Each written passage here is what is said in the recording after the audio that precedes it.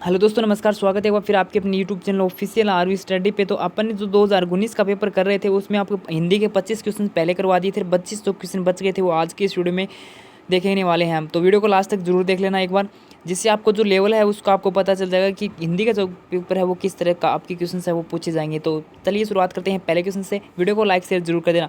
आजन्य में मूल शब्द एवं प्रत्यय कौन सा है? तो आजन्य में आपको एक तो मूल शब्द बताना है, एक प्रत्यय बताना है। तो इसका जो राइट आंसर होगा वो होगा डी, यानी अजनी प्लस ई ए, और जो ई ए प्रत्यय है वो यह होगा। ठीक है, नेक्स्ट क्वेश्चन है सतपुरुष में समास कौन सा है? यानी सतपुरुष में आपको समास बताना है कि सतपुरुष में कौन सा समास होगा।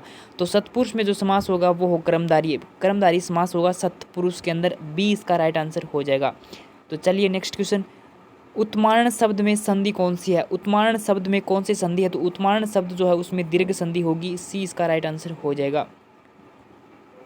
उपतय का और अदितय का क्रम से अर्थ क्या है? तो देखो, उपतय का और अदितय का जो दो शब्द हैं इनमें से आपको दोनों का अर्थ बताना है। तो मैं इसको थोड़ा सा एडजस्ट कर लेता हूँ। तो यहाँ पे जो पहला अक्षर, पहला जो ऑप्शन है इसमें पहाड़ी भूमि या फिर रेतीली भूमि। जो उपतय का और अदितय का, यानी पहले उपतय का अर्थ होगा पहाड़ी भूमि या फिर रेतीली भूमि। बी पॉइंट है पहाड़ के नीचे की तलहटी में की समतल भूमि या फिर पहाड़ के ऊपर की समतल भूमि, पहाड़ के ऊपर की भूमि, पहाड़ के नीचे की भूमि, और हरी भरी भूमि, और फिर ऊपरी भूमि। तो इसका जो राइट आंसर होगा उपतय का और अदितय का जो क्रम से अर्थ होगा वो होगा बी, पहाड़ के नीचे की भूमि, पहाड़ के नीचे की तलहटी में इसकी समतल भूमि और पहाड़ के ऊपर की समतल भूमि। तो बी इसका राइट आंसर हो जाएगा। नेक्स्ट क्वेश्चन, अनुश्रुति का अर्थ है। तो अनुश्रुति का अर्थ आपको बताना है कि निम्न में से अनुश्रुति का अर्थ क्या है? तो डी इसका राइट आंसर हो जाएगा। परंपरा से चली आ रही जो कथा है उसको अनुश्रुति का अर्थ परंपरा से चली आ रही कथा होगा। उसके बाद नेक्स्ट क्वेश्चन है, गुरु शब्द में ईमा प्रत्यय जोड़ने पर कौन सा शब्द बनेगा? यानी जो गुरु शब्द है उसमें ईमा प्रत्यय जोड़ना है, और ईमा जो प्रत्यय वो आपको पता है लास्ट में लगता है। तो निम्न में से कौन सा शब्द होगा अगर गुरु में ईमा प्रत्यय जोड़ दिया जाए? तो राइट आंसर जो होगा वो होगा गौरव होगा, गरिमा होगा, गोरिमा होगा या फिर गरिमा होगा। देखो, गरिमा यहाँ पे दो ऑप्शन में देखा, लेकिन री की जो मात्रा है एक में छोटी एक में बड़ी है। तो जो राइट आंसर होगा वो होगा बी होगा। गरिमा शब्द यहाँ पे जो लिखा हुआ है वो यहाँ पे इस तरह से लिखा हुआ है, यानी ईमा प्रत्यय जोड़ने पर गरिमा इस तरह से बनेगा, ना कि री बड़ी आएगी, छोटी री आएगी। कासाय का अर्थ है, कासाय का आपको अर्थ बताना है कि कासाय का क्या अर्थ है। जो कासाय का जो अर्थ है वो होगा काश युक्त। सी इसका राइट आंसर हो जाएगा। उसके बाद सकल का क्रम से अर्थ है। देखो, सकल शब्द है वो यहाँ पे दो बार लिखा गया है। एक बार जो शब्द लिखा हुआ है वो यहाँ पे, एक बार ये शब्द लिखा हुआ है, और एक बार जो शब्द लिखा हुआ है वो यहाँ पे ये लिखा हुआ है। यानी जो सारा खेल है वो यहाँ पे से का खेल है। ठीक है, तो इसमें से जो ये जो पहले वाला से सकल है ना, इसका जो अर्थ होगा वो होगा संपूर्ण, और जो ये दूसरा वाला से है ना इसका जो अर्थ होगा वो होगा सूरत। तो ए इसका राइट आंसर हो जाएगा, संपूर्ण और सूरत, सकल दोनों का अर्थ हो जाएगा। उसके बाद निम्न में से शुद्ध रूप कौन सा है? यानी नीचे जो शब्द दे रखे इनमें से शुद्ध रूप आपको बताना है। न्यूनाधिक और न्यूनाधिक। तो इसमें जो राइट आंसर होगा वो होगा बी, न्यूनाधिक जो शब्द होगा वो इसका शुद्ध रूप होगा। उसके बाद नेक्स्ट क्वेश्चन है, वृक्षों पर कोयल बोल रही है, इस वाक्य में वृक्षों पर के स्थान पर शुद्ध रूप होगा। यानी वृक्षों के स्थान पर आपको शुद्ध रूप बताना है कि आपको वृक्षों के स्थान पर इसमें से कौन सा आएगा। वृक्ष पर आएगा या फिर वृक्षों में आएगा, वृक्ष में आएगा फिर वृक्षों पे आएगा। तो इसका जो राइट आंसर होगा वो होगा ए, वृक्ष पर। यानी वृक्षों पर नहीं बल्कि वृक्ष पर कोयल बोल रही है, यह वाक्य होगा। आपसे ये पूछा गया था, वृक्षों पे की जगह आपका आएगा वृक्ष पर।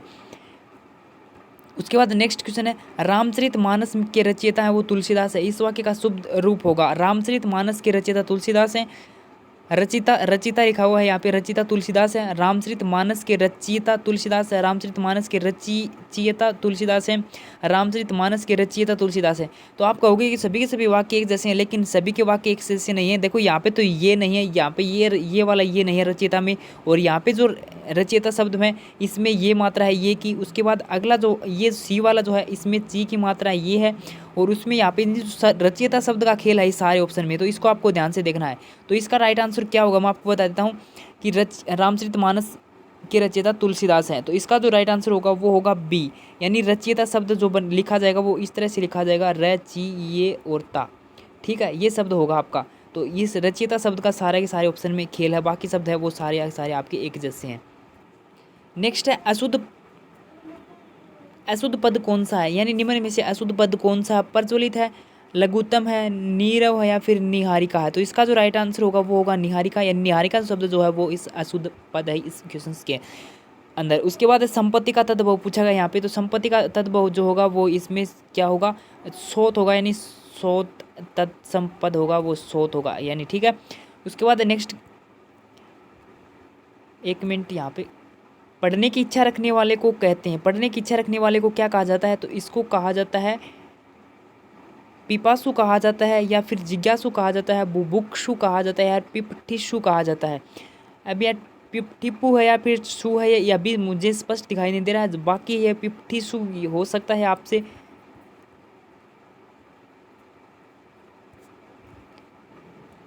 नेक्स्ट है काठ का उल्लू। काठ का उल्लू शब्द जो है वाक्य का मुहावरे का अर्थ बताना आपको। काठ का उल्लू, लकड़ी जैसे मजबूत उल्लू, या फिर निपट मूर्ख है, काठ से बना उल्लू है, या फिर अपना काम बनाने वाला है। तो इसका जो राइट आंसर होगा वो होगा बी, निपट मूर्ख। काठ का उल्लू निपट मूर्ख।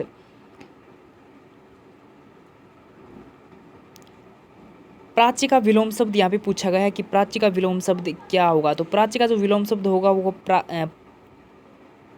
प्रतीची होगा, यानी प्र और ती और ची, ठीक है। ये आपका इसका विलोम शब्द होगा प्राची का।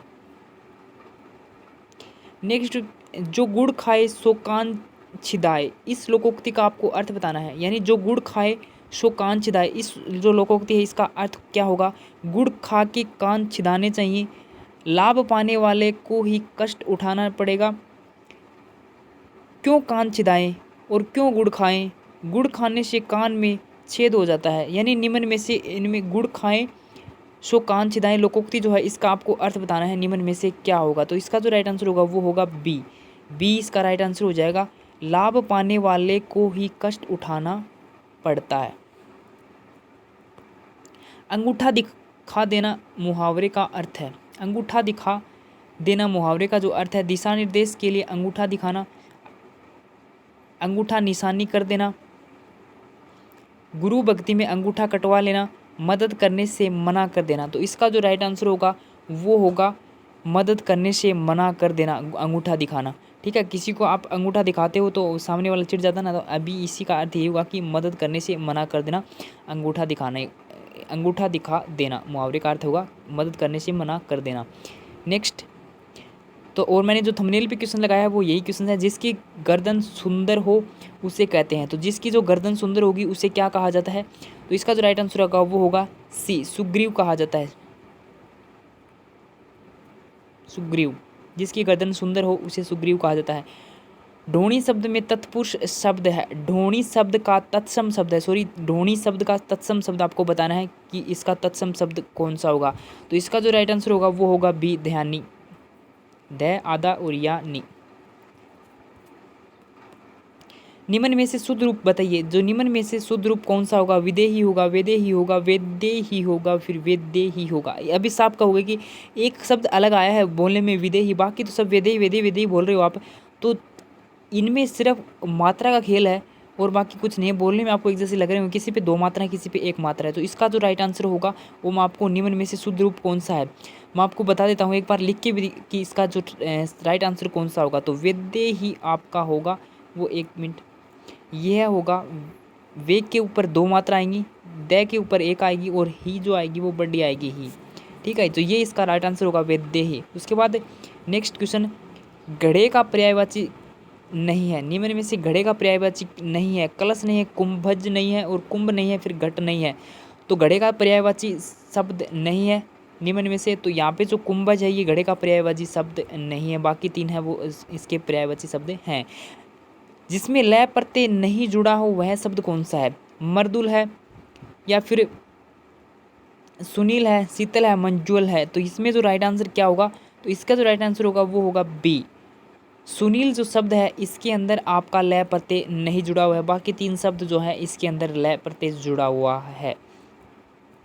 नेक्स्ट, चोटी शब्द में या प्रत्यय जोड़ने पर जो शब्द बनेगा वह कौन सा होगा, यानी चोटी शब्द में अगर या प्रत्यय जोड़ दिया जाए तो निम्न में से कौन सा शब्द बनेगा, चोटिया बनेगा या फिर चोटिया बनेगा। अब आप इनमें एक में टी बड़ी, इसमें टी छोटी है इसमें टी बड़ी है, चुटिया बनेगा या फिर चोटीला बनेगा। तो इसका जो राइट आंसर होगा, अगर चोटी शब्द में या प्रत्यय जोड़ दिया जाए तो जो बनेगा वो ये शब्द बनेगा। एक मिनट मैं यहाँ पे आपको लिख के भी दिखा देता हूँ। चूटिया। और इस वीडियो का लास्ट क्वेश्चन है, पद में यदि अयादि संधि नहीं है, नीचे जो पद दे रखे हैं इनमें अयादि संधि नहीं है, किस में नहीं है? देवेश में नहीं है, नायक में नहीं है, गायक में नहीं है, पावक में नहीं है। तो इसका जो राइट आंसर होगा, इनमें से किस शब्द में अयादि संधि नहीं है?